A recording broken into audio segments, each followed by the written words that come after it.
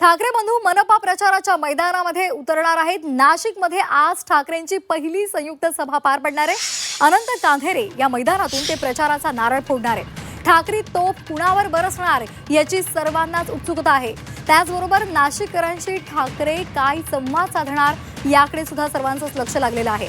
मनपा निवडणूक प्रचारासाठी ठाकरे बंधूंची पहिली संयुक्त सभा नाशिकमध्ये होणार आहे। नाशिकच्या अनंत कांधेरे मैदानातून ही सभा होणार आहे आणि या मैदानामध्ये उद्धव ठाकरे, राज ठाकरे नाशिककरांना काय साथ घालतात हे पाहणं महत्त्वाचं आहे। योगेश खरे आमचे प्रतिनिधी आपल्यासोबत जोडले गेलेले आहेत। अधिकची माहिती आपण त्यांच्याकडून घेणार आहोत। योगेश, पहिली संयुक्त सभा नाशिकमधून होणार आहे, काय नाशिककरांना साथ घातली जाणार आहे आणि कशा प्रकारची तयारी करण्यात आली आहे? खरं आहे, हुतात्मा अनंत कान्हेरे मैदानावर मोठ्या प्रमाणात तयारी जी आहे ती आपल्याला या ठिकाणी केलेली दिसते। आपण बघू शकतो की सर्वात मोठं मैदान म्हणून या मैदानाची ओळख आहे आणि संपूर्ण मैदानामध्ये या खुर्च्या या ठिकाणी टाकण्यात आल्या आहेत। पुढच्या बाजूला विशेष अतिथींसाठी सुद्धा बसण्याची व्यवस्था करण्यात आली आहे आणि खरं म्हणजे 23 वर्षानंतर पहिल्यांदा बाळासाहेब ठाकरे यांच्या हयातीमध्ये उद्धव ठाकरे आणि राज ठाकरे हे एका व्यासपीठावर होते आणि त्यानंतर आज पुन्हा एकदा ते आज नाशिकमध्ये आपल्याला एकाच व्यासपीठावर दिसणार आहेत। खरं म्हणजे ज्यावेळेस बाळासाहेब ठाकरे होते त्यावेळेस नाशिकची जबाबदारी ही राज ठाकरेंकडे देण्यात आली होती।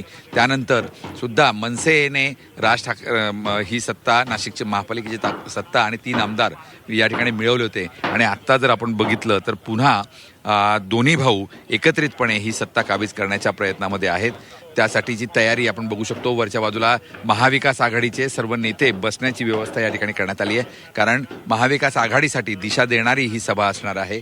सर्व रेड कार्पेट या ठिकाणी अंथरण्यात आलं आहे आणि एकूणच नाशिकचे जे काही समस्या आहेत, नाशिकचे जे काही प्रश्न आहेत त्यावर थेट आघात केला जाईल अशी परिस्थिती आहे। आपण जर बघितलं तर राज ठाकरे नेहमीच ज्यावेळेस नाशिकमध्ये येतात त्यावेळेस एका नेत्याला लक्ष करून ते नाशिकच्या लोकांची मनं जिंकत असतात। त्यामुळे आज सुद्धा ते कोणत्या नेत्याला लक्ष करतात याकडे सर्वांचं लक्ष लागलं आहे। त्याचबरोबर नाशिकच्या ज्या काही प्रमुख समस्या आहे, रस्ते, रोड, पाणी, हे जे काही सर्व मूलभूत सुविधा आज अडचणीमध्ये आलेल्या आहेत त्याबाबत ते काय बोलतात याकडेही सर्वांचं लक्ष लागलं।